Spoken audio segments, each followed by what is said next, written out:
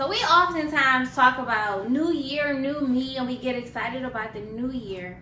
But we don't talk enough about the grief that comes along with newness. Grief is usually associated with death, like losing a loved one.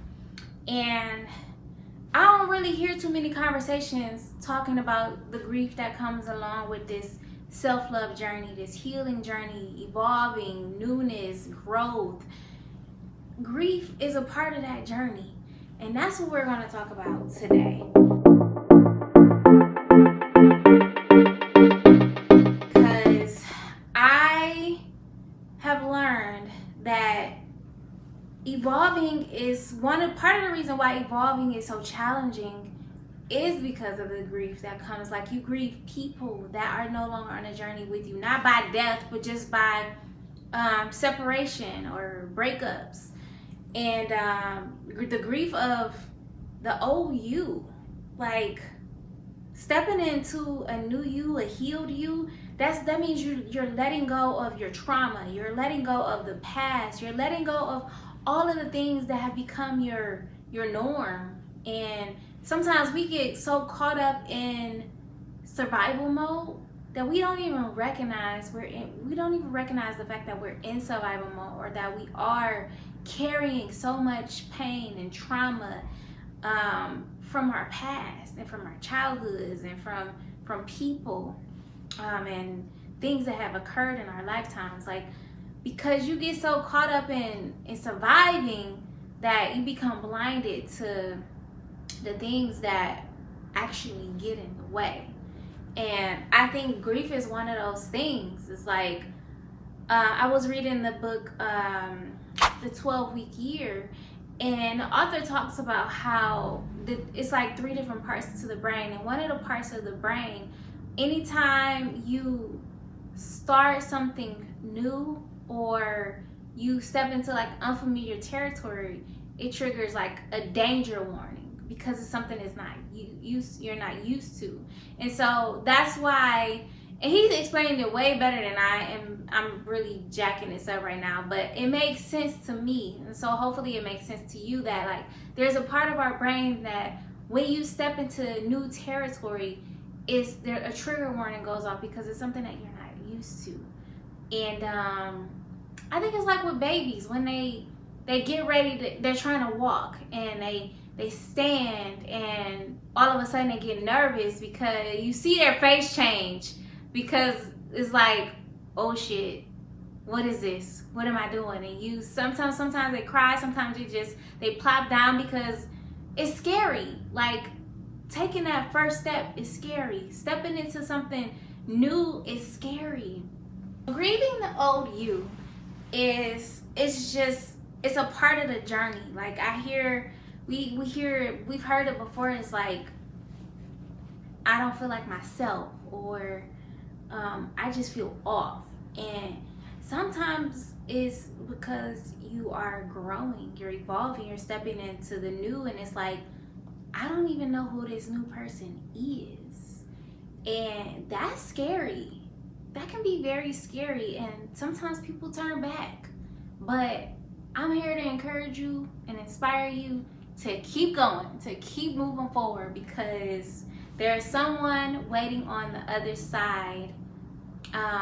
There's someone waiting on the other side for you, and that someone is the new you. Like, it's the new you. So here are 4 things that you can do to help you heal and get through the grieving phase of grieving the old you. Number 1 is acceptance. Acceptance is key to your healing process, because if you don't accept what is, release what isn't, and invite the new, you're going to be stuck. You're going to be stuck. It's not avoiding your emotions, avoiding the pain, and avoiding your past, avoiding the people that hurt you, like avoiding hard conversations with yourself and others. The only thing it's going to do is keep you stuck and keep you bound, because you have to face it and deal with it so that you can release and move forward. And a part of doing that is accepting, like accepting that this happened, accepting that they are the way that they are, or they did what they did, accepting that you did what you did, accepting, you know, that it happened, or it was what it was, and it is what it is, and unpack it, unpack the emotions that comes with it, and face it, face your shit, so that you can keep it moving. Because if not, bag lady, you gonna miss your bus, dragging all them bags like that.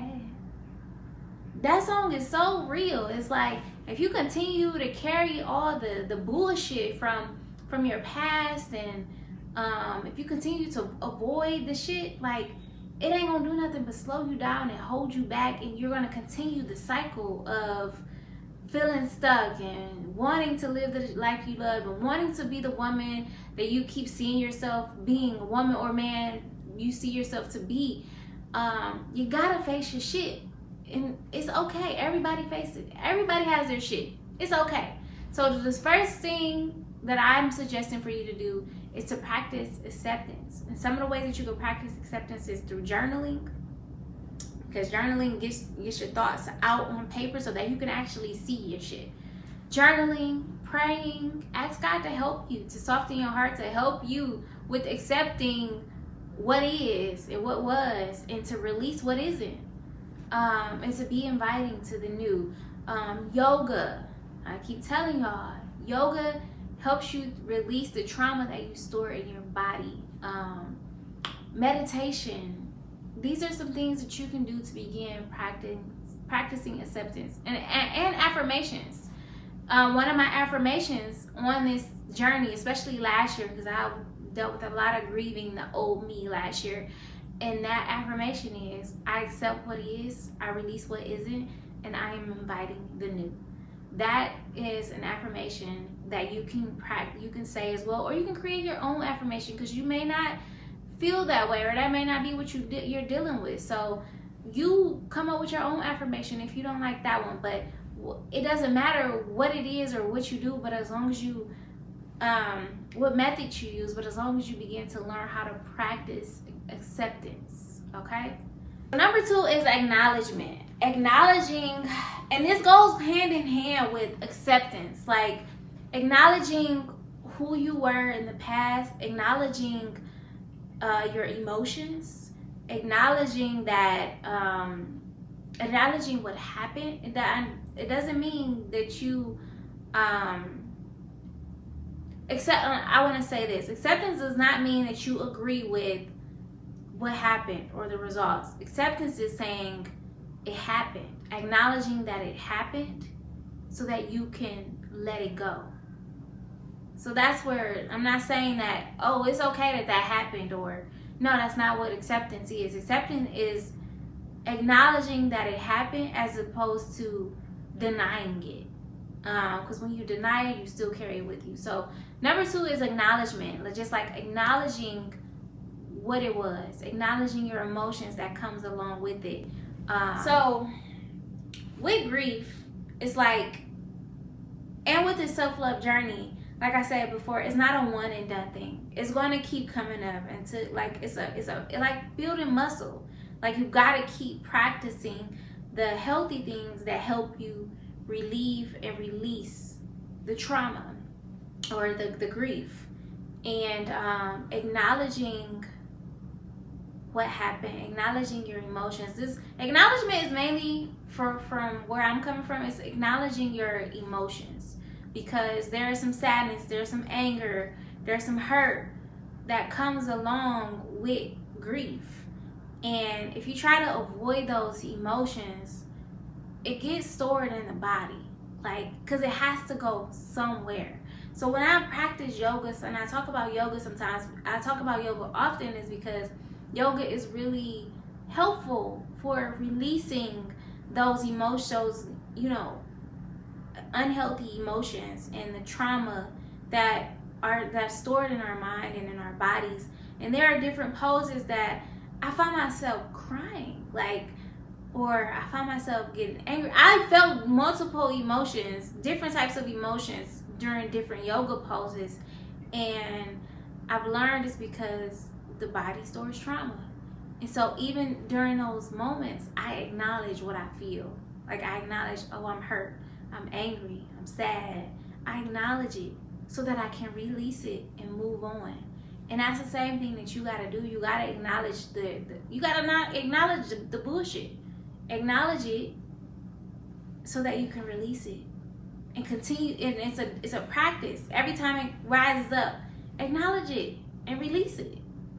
I'm mad because of this, but I release it. I'm hurt because of this, but I release it. Acknowledge it and let it pass through. All right? Number 3. The third thing is to release the bullshit, release the pain, release the trauma. And like I said before, releasing, this whole process of accepting, acknowledging, releasing, it's a part of your routine. It becomes a part of your routine of healing. Because my therapist, she put something into perspective for me, because I was being down on myself about feeling like I haven't grown enough. Like why am I still crying about this, or why am I still dealing with this? And she had to remind me, like, Marika, you are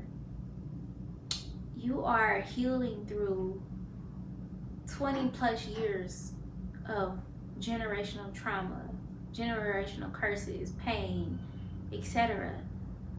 And you've only been in therapy for going on 2 years. I'm like, okay. So you gotta give yourself some grace during the releasing phase. Like, because and maybe that's a 2-part number 3. Release and have grace. Give yourself grace. It's definitely easier said than done, but the more you practice it, the easier it'll get. But that really hit home, and maybe this will help someone else out there. It's like, it's not gonna happen overnight, but the more you practice releasing, the better it'll get. But you gotta practice the release. And some of the ways that you can release those emotions and that trauma and that pain and that grief is, again, through journaling, meditation, prayer, yoga, therapy. I'm a huge advocate for therapy, because sometimes it's hard to see your own shit.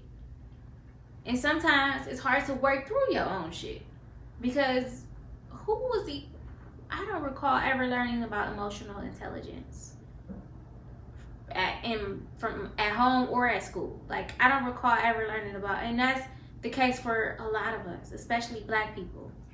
So therapy is a resource, is a tool to help you begin to accept, acknowledge, release, become, and create a life you love. So I'm a huge advocate for therapy. Or my last suggestion, number 4 is, and it's actually probably one of my favorite things about this journey, become your own safe space. Become your own safe place. I love this because oftentimes on this journey of not just a self-love journey, but this just life journey in general.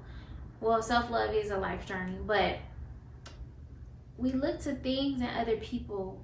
We run to things and other people as a safe space. And I'll give you some examples from my life of things that I ran to as safe spaces and to hide. People, friendships, relationships, school, my career.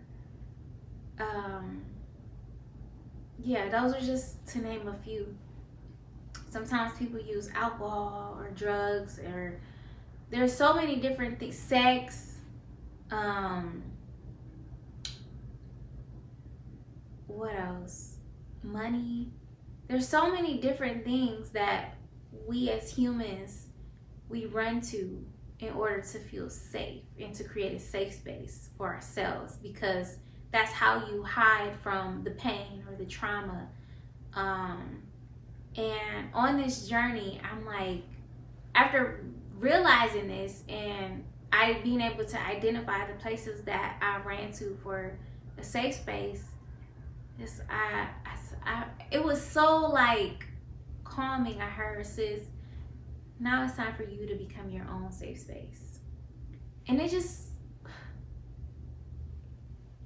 even saying it out loud and thinking about being my own safe space is so comforting. So you have to learn how to become your own safe space. And what does that look like for you? What does safety look like to you? For me, that looks like real, genuine, authentic love. That looks like healthy communication. That looks like listening. That looks like practicing like a non-judgmental space. What else? Just joy, happiness, peace. And saying it out loud is like, these are all of the things that I've been practicing for myself, practicing and nurturing a safe space within myself, because we can be our own toughest critics and our own haters, if you will. And so learning how to become your own safe space is one of my favorite things about the self-love journey, is because who gonna love you like you can? Like, ain't nothing wrong with receiving love, like healthy love from other people. But I've learned, because I'm like, I think I told my therapist, I'm like, I've had people who believed in me all my life. Like, my people, I got some solid people in my corner who believe in me. The issue came about because I didn't believe in myself. So it's like, it don't matter what people think, whether it's good or bad, it's about what you think. Because people can love on you and be a safe space for you all they want, but it's like, well, what do you do for you? And that's the most important part. Like, that's the most important thing, is like being a home for yourself. Like, you being your own home, you being your own safe space, and being comfortable in that space of being you.